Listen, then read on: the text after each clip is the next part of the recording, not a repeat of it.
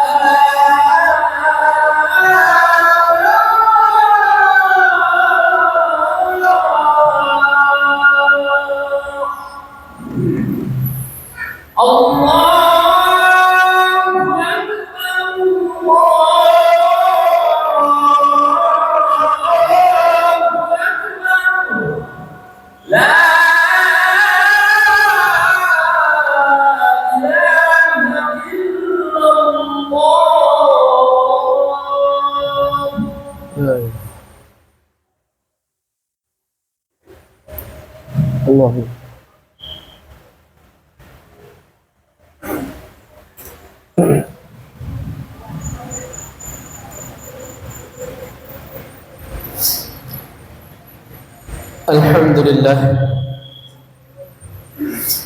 Alhamdulillah Rabbil Alamin, hamdan tayyiban mubarakan fih kama yuhibbu Rabbuna wa yarda.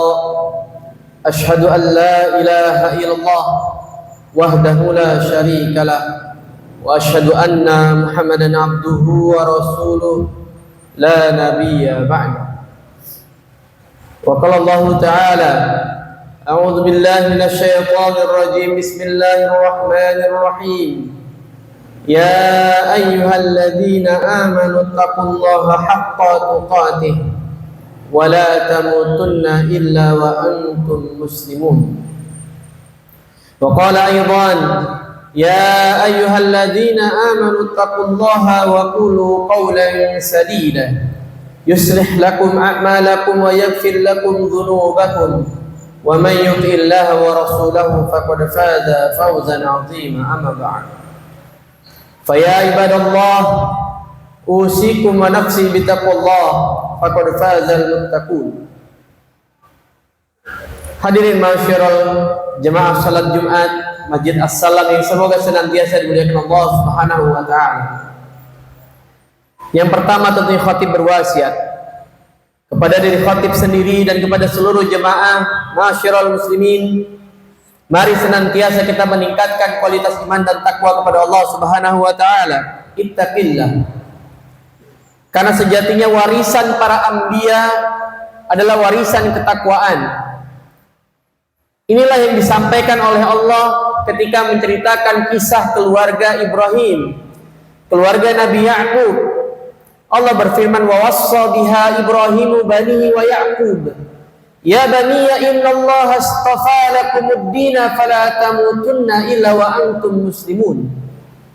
Wahai anakku, innallaha astafa lakumuddina, sesungguhnya Allah sudah memuliakan kita dengan agama ini, yakni agama Islam.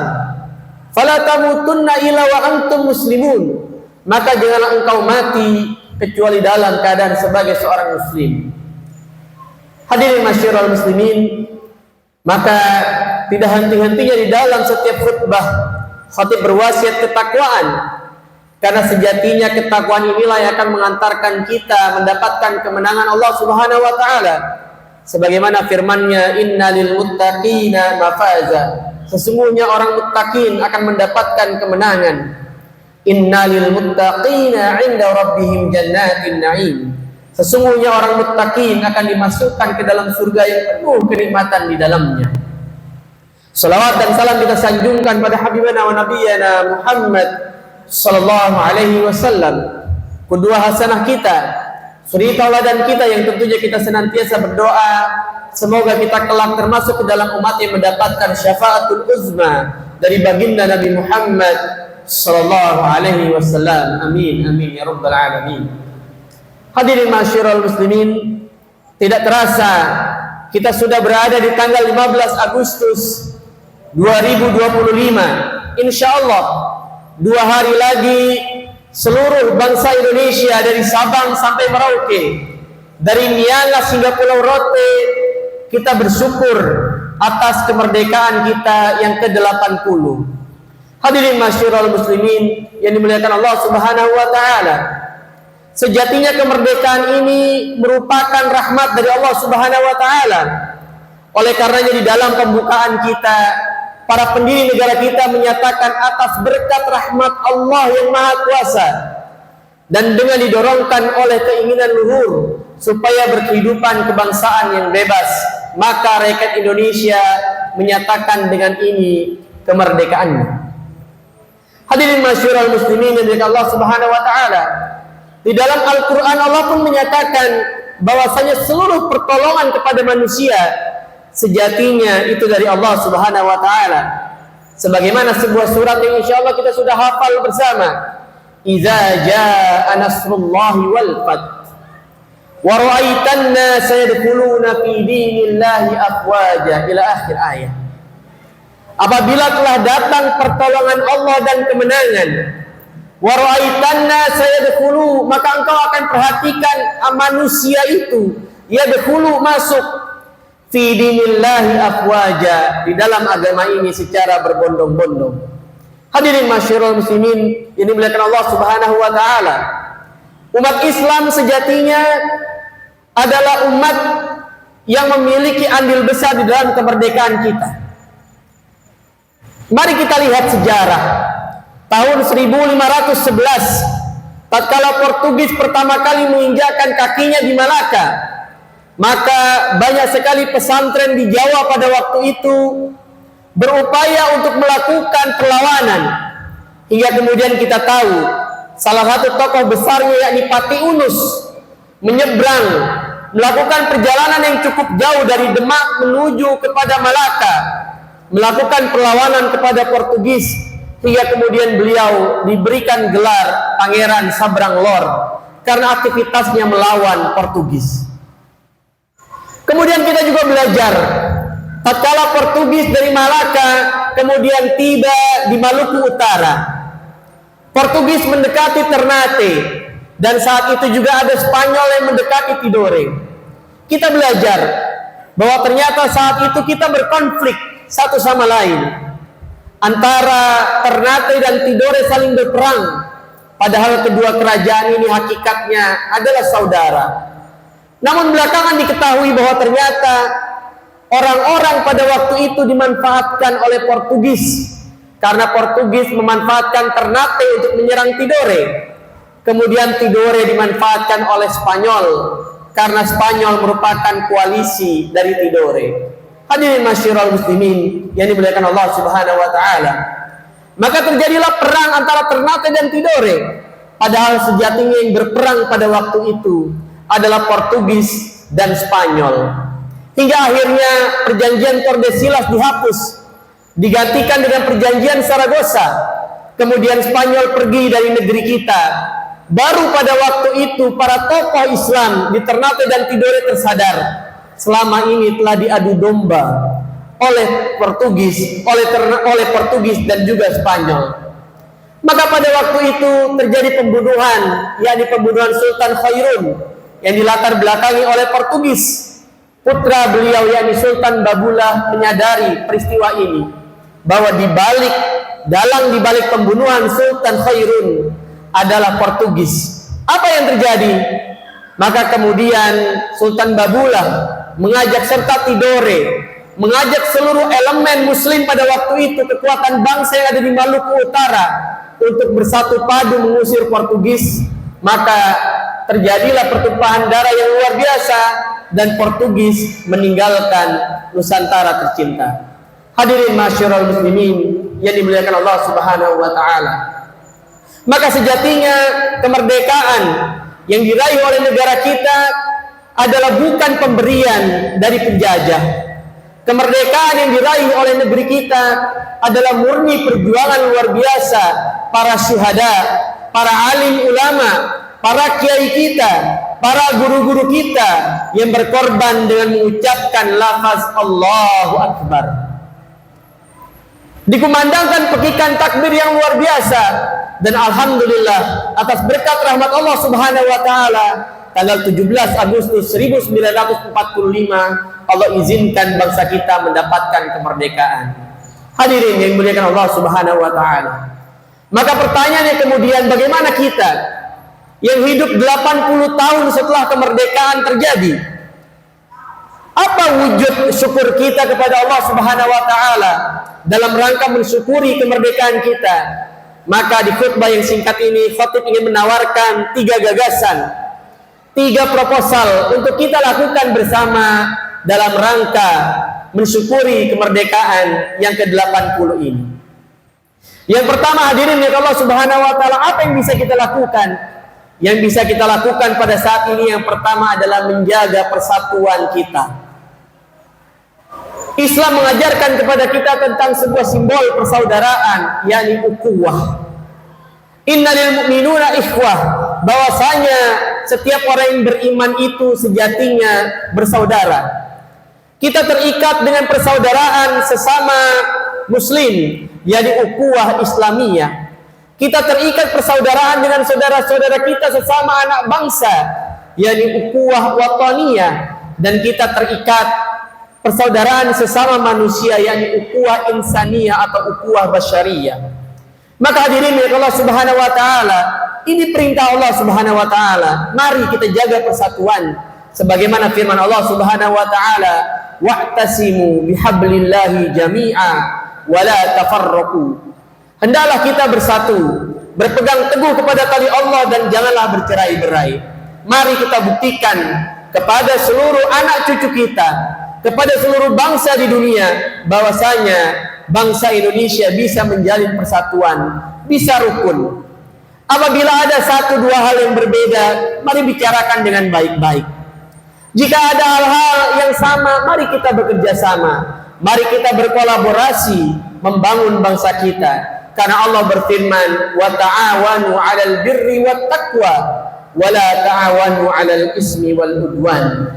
Hendaklah kita berta'awun, bersatu padu, bekerja sama 'alal birri wat taqwa, di dalam kebaikan dan ketakwaan, wala ta'awanu 'alal ismi wal udwan, dan janganlah kita bekerja sama, berkolaborasi dalam keburukan dan kemaksiatan. Hadirin dimuliakan Allah Subhanahu wa taala. Yang kedua, yang juga bisa kita lakukan pada saat ini dengan berkontribusi aktif dalam membangun bangsa ini dengan hal-hal yang bisa kita lakukan. Nabi bersabda, khairun nas anfa'ahum linnas. Sebaik-baik manusia adalah mereka yang senantiasa mampu memberikan manfaat bagi manusia yang lainnya. Mari kita renungkan apa yang bisa kita lakukan untuk lingkungan terdekat kita. Mari kita ubah mindset kita. Jika selama ini kita baru bisa menjadi seorang yang soleh, menegakkan sholat 5 waktu, wa aqimus sholah, wa atuz zakah, membayar zakat, kita bisa istiqomah berada di masjid menunaikan sholat 5 waktu, maka mari kita shifting, berubah menjadi seorang yang muslih. Apa bedanya soleh dengan muslih? Para ulama menjelaskan soleh itu adalah soleh yang sifatnya individual, sedangkan muslih dia juga ingin mensolehkan orang lain. Dia ingin berkontribusi buat bangsanya. Dia tidak ingin melihat tetangganya kelaparan. Dia tidak ingin melihat masih ada orang-orang bodoh di sekitarnya. Dia tidak ingin melihat lingkungannya rusak karena ada orang-orang yang membuang sampah sembarangan. Dia peduli kepada lingkungannya. Ini adalah wujud muslih. Dan mudah-mudahan kita bisa mengisi kemerdekaan dengan kontribusi aktif di tengah masyarakat kita sebagai seorang muslim. Hadirin masyiral muslimin yang dimuliakan Allah Subhanahu wa taala. Yang ketiga dan yang terakhir, tentunya kita harus senantiasa berdoa. Mari kita syukuri kemerdekaan kita dengan mendoakan para pahlawan kita yang telah gugur di medan jihad, para pahlawan kita yang telah memperjuangkan negara kita ini dengan harta dan jiwanya, dengan raganya. Kita doakan para pahlawan kita gugur, mereka sebagai orang-orang yang husnul khatimah, mereka diwafatkan sebagai syuhada dan Allah tempatkan mereka di sisi Allah Subhanahu wa taala. Sebagaimana firman Allah Subhanahu wa taala, "Wala taqulu liman yuqtalu fi sabilillahi amwat, bal ahya'u walakin la tash'urun." Janganlah engkau menyatakan bahwasanya orang yang mati di jalan Allah Subhanahu wa taala itu mati, bal ahya'u, tapi sesungguhnya mereka itu hidup di sisi Allah Subhanahu wa taala, walakin la tash'urun. Kita doakan para pemimpin-pemimpin kita yang hari ini diamanahkan oleh Allah Subhanahu wa taala menjadi pemimpin kita. Diberikan hati yang bersih, hati yang lurus, diberikan mereka menjadi orang-orang yang lebih amanah lagi dalam mengemban amanah-amanah bangsa. Diberikan mereka keistiqomahan dalam memimpin kita, dijauhkan mereka dari segala mara bahaya. Dan tentu kita doakan pula saudara-saudara kita di Palestina yang hari ini belum mendapatkan kemerdekaannya. Kita doakan mereka mendapatkan kemerdekaan, mendapatkan kebaikan dari Allah Subhanahu wa taala dunia dan akhirat. Dan semoga ketiga hal ini bisa kita lakukan, dan dengan hal ini kita semoga termasuk ke dalam umatnya Allah, umatnya Rasulullah Subhanahu wa taala yang mendapatkan kebaikan dunia dan akhirat, dan kelak Allah wafatkan kita dalam keadaan husnul khatimah. Amin amin ya rabbal alamin. Barakallahu li wa lakum fil Qur'anil azim wa nafa'ani minal ayatihi waz zikril hakim wa taqabbalallahu minna wa minkum tilawatahu innahu huwas samiul alim.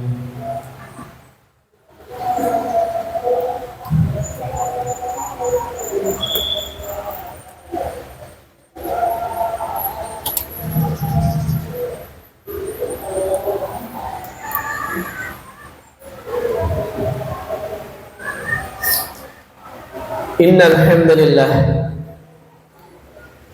nahmaduhu wa nasta'inuhu wa nastaghfiruh wa na'udzu billahi min shururi anfusina wa sayyiati a'malina.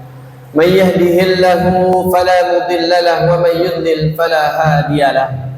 Ashhadu an la ilaha illallah wahdahu la syarika lah wa ashhadu anna Muhammadan abduhu wa rasuluh la nabiyya ba'd. Allahumma salli ala sayyidina Muhammad abdika wa ونبيك ورسولك النبي الأمي وعلى آله وصحبه وسلم تسليما عدد ما حاط به علمك وخط به قلمك وأحصاه كتابك.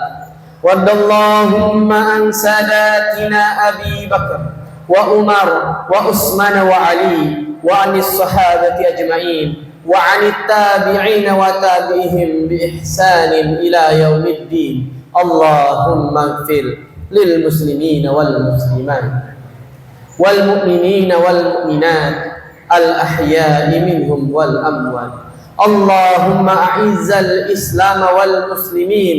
اللهم أعز الإسلام والمسلمين. اللهم إنا نسألك رضاك والجنة ونعوذ بك من شقاتك والنار. اللهم إنا نسألك علما نافعا ورزقا واسعا وعملا متقبلا. اللهم إنا نسألك سلامة في الدين وعافية في جسدنا وزيادة في علمنا وبركة في رزقنا وتوبة قبل الموت ورحمة عند الموت ومغفرة بعد الموت. اللهم حون علينا في السكرات الموت والنجاة من النار والعفو عند الحساب. اللهم انشر لإخواننا المسلمين والمجاهدين في غزة. اللهم انشر للمسلمين في فلسطين وألف بين قلوبهم فانصرهم برحمتك يا أرحم الراحمين. فانصرهم برحمتك يا أرحم الراحمين. ربنا تقبل منا إنك أنت السميع العليم وتب علينا إنك أنت التواب الرحيم. ربنا هب لنا من أزواجنا وذرياتنا قرة أعين واجعلنا للمتقين إماما. رب اغفر لنا ولوالدينا وارحمهم كما ربونا صغارا. ربنا آتنا في الدنيا حسنة وفي الآخرة حسنة وقنا عذاب النار. عباد الله إن الله يأمركم بالعدل وإيتاء ذي القربى وينهى عن الفحشاء والمنكر والبغي يعظكم تذكرون ولذكر الله أكبر. أقيم الصلاة.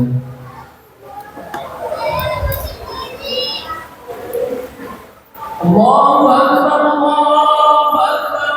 أشهد أن لا إله إلا الله. أشهد أن محمدا رسول الله.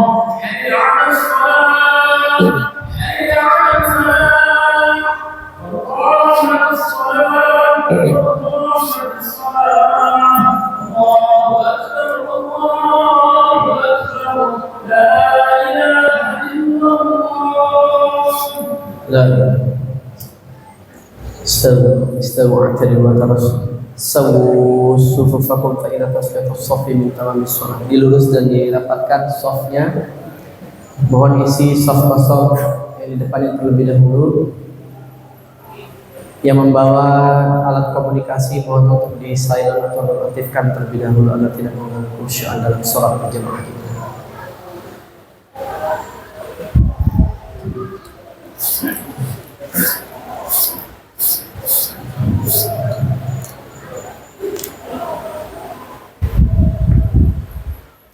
Allahu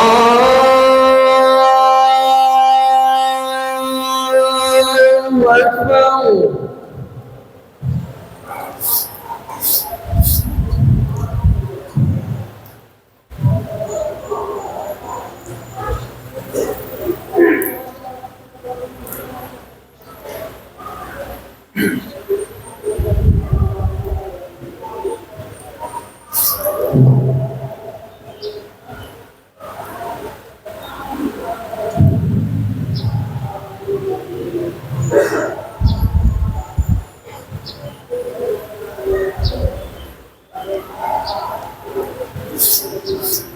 Bismillahirrahmanirrahim. Alhamdulillahi Rabbil Alamin Ar-Rahmanir Rahim Maliki Yawmiddin Iyyaka na'budu wa iyyaka nasta'in اهدنا الصراط المستقيم صراط الذين أنعمت عليهم غير المغضوب عليهم ولا الضالين.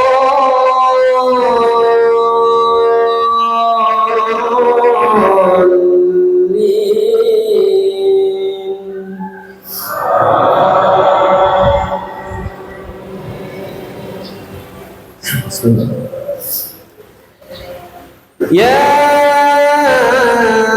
أيها الذين آمنوا استعينوا بالصبر والصلاة إن الله مع الصابرين ولا تكونوا لمن يقتل في سبيل الله أموات بل أحياء ولكن لا تشكرون ولنبلونكم بشيء من الخوف والجوع ونقص من الأموال والأنفس والثمرات وبشر الصابرين الذين إذا أصابتهم مصيبة قالوا إنا لله وإنا إليه راجعون أولئك عليهم صلوات من ربهم ورحمة وأولئك هم المهتدون إن الصفا والمروة من شعائر الله فمن حج البيت أو اعتمر فلا جناح عليه أن يطوف بهما ومن تطوع خيرا فإن الله شاكر عليم. الله أكبر.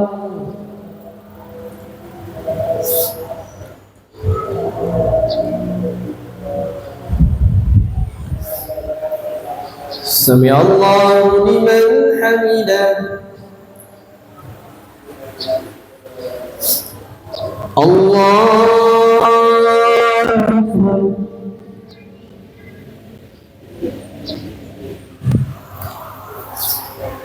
الله أكبر.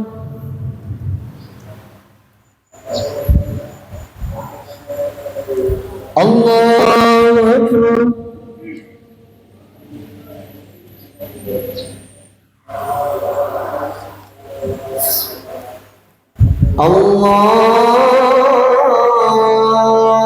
الله أكبر.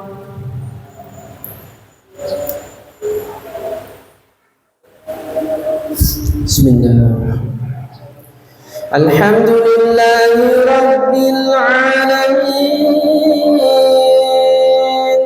الرحمن الرحيم مالك يوم الدين إياك نعبد وإياك نستعين اهدنا الصراط المستقيم صراط الذين أنعمت عليهم غير المغضوب عليهم ولا الضالين.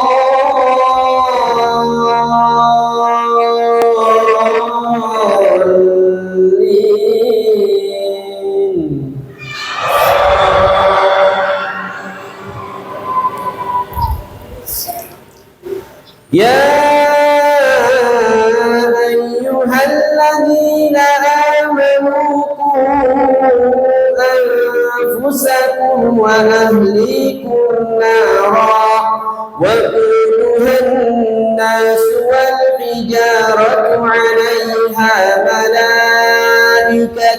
جلاد شداد لا يعصون الله ما أمرهم ويفعلون ما يؤمرون يا أيها الذين كفروا لا تعتذروا اليوم إنما تجزون ما كنتم تعملون يا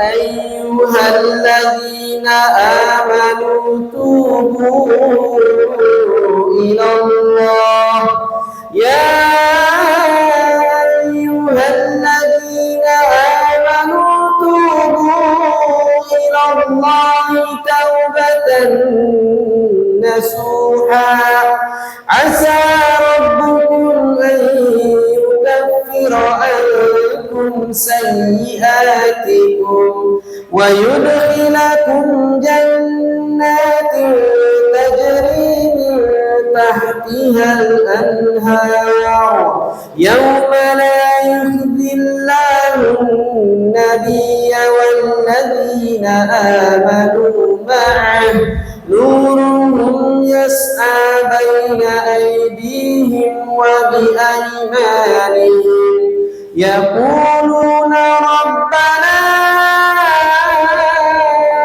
أتمم لنا نورنا واغفر لنا إنك على كل شيء قدير الله أكبر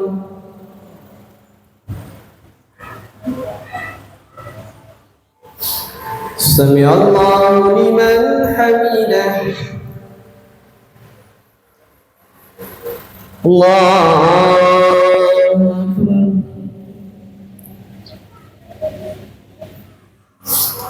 الله أكبر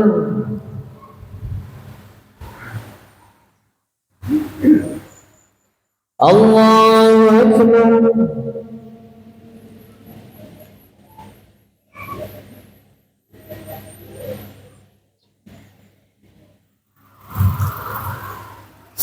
الله أكبر التحيات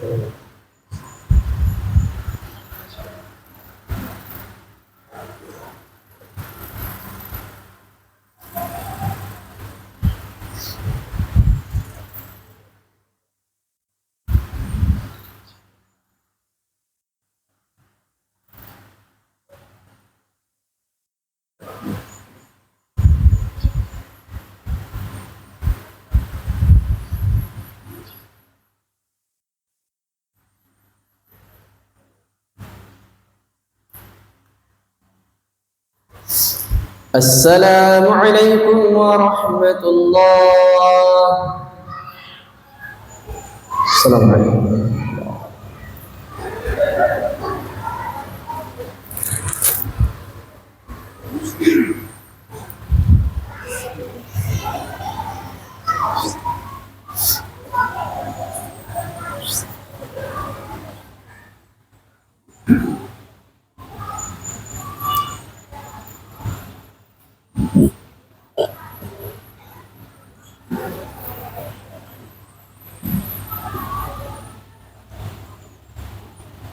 استغفر الله.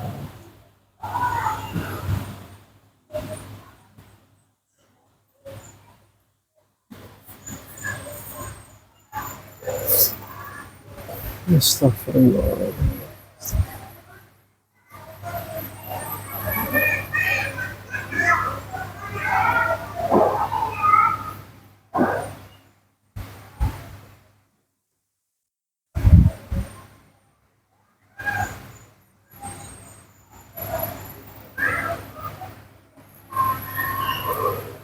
الذين